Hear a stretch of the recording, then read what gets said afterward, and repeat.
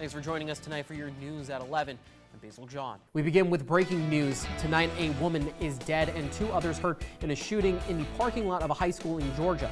A bump stock is a gun accessory that is now creating a controversy across the nation. A new park is on the way in Ocean Isle Beach, but don't get too excited just yet. Did you have frost on your car this morning? Yes, I did. I actually had to sit in my car for all of 5 minutes just when I was just like...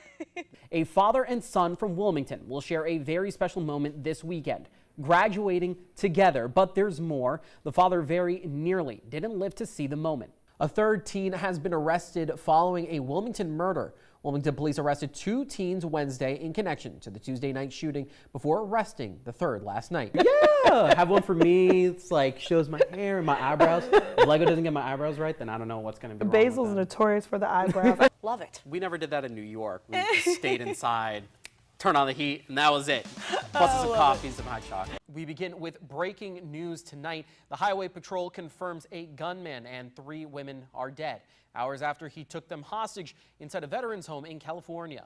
The chief there says officers entered the room where the hostages were around 9 this evening. He says they were all found dead inside a room in the veterans home. A bomb-sniffing dog had alerted the suspect's car, but no bombs were found in the vehicle, according to the chief. He says there is no threat to public safety. The New Hanover County Uber driver facing charges after investigators say he secretly recorded a sexual encounter with a heavily intoxicated college student he picked up is no longer with the company. The sheriff's office said in January, 72-year-old Gerald Smelson picked up 2 19-year-olds from Wrightsville Beach. He took them home where one made it in the house. The other passed out on the curb. Now get ready to see some local eateries make their TV debut. The restaurants featured on Diners, Drive-Ins, and Dives will start airing at the end of this month. The Food Network released a list of 9 episodes appearing in season 28. On March 30th, episode 7 is called Lights Out Latin and will showcase restaurants with a Latin flair, including Ceviche's restaurant at Wrightsville Beach. The following week, an episode named Pizza, Pork, and Peru will feature the Copper Penny in downtown Wilmington. And on April 27th, Seafood and Savory will highlight something fishy. No word yet on when other episodes will air. Tomorrow I'll have an updated forecast and the sunshine returning on Tuesday. See, it doesn't even matter when it's going to come. We all just know that it's going to happen inevitably. We have to deal with the rain. The models aren't agreeing right now, so you just got to stay tuned. Well, instead of looking at some rain over in Savannah, they're looking at something that's quite green. Now, the city of Savannah, Georgia is celebrating St. Patrick's Day more than a week before the big day. The big fountain in Forsyth Park is officially green. An annual tradition for them, I should say. The change in color kicks off a week full of St. Patrick's Day festivities in the city. And just look at that. That's really cool, yeah. All right, have a good night, everyone.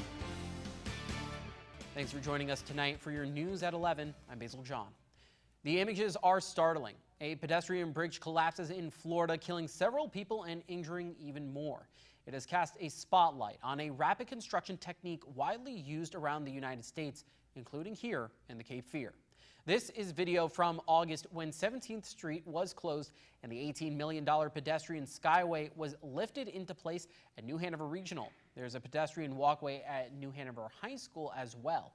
The engineer who was a part of this skywalk project says he has no concerns about the safety of this overpass. And the engineer says he believes this bridge is much less complex than the one that collapsed in Miami and weighs probably 3 times less. This bridge was built off-site and then lifted into place. Engineer Don Wood says there is better control of the structure when it is built off-site. A construction worker has died after the Wilmington Fire Department says he fell 6 stories while working on a building this afternoon. It happened around 2:30 this afternoon at the Cape Fear Hotel Apartments on Chestnut Street. Wilmington Fire Department says he was part of a construction crew replacing part of the building. He was on scaffolding and fell between 5 and 6 stories, landing on the 2nd floor. Now, the man was stable when taken to New Hanover Regional Medical Center, but later died. Runners are starting to trickle into town for tomorrow's Wrightsville Beach Marathon, and that means more traffic on the roads. It starts at 6:40 a.m. tomorrow morning. Traffic is expected to be extremely heavy on Eastwood Road and Oleander Drive near UNCW and Wrightsville Beach. For a full list of affected roads, visit our website, wwaytv3.com. Coming up, meet Steve, the dazzling atmospheric phenomenon, and how you can help scientists study the new type of aurora. Plus, Dustin Dorsey has the latest from the NCAA tournament. So Basil, looks like I'm doing pretty terrible, but I am higher than you tonight. Anything to say in your defense? But I'd like to say that both of our brackets are probably busted. Yeah, Dustin. Listen, well, in my defense, my bird helped me pick some of the teams, and last year this is what it looked like. And what happened at the end? I started pulling ahead, and I tied at the end, and then Gonzaga blew it for me. So what can you do? Thanks, Dustin. Well, Snapchat stock values have dropped after singer Rihanna criticized an ad on the app. How Snapchat is responding. 30s by Thursday and Friday. Unfortunately, we may have to deal with the possibility of freezing temperatures again. Yeah, definitely hoping for that cold weather to not stay there too long. But Scott and I are going to get back to the March Madness. But before we go, I want to show you guys something. So Catholics and Protestants joined together for a St. Patrick's celebration in Ireland today.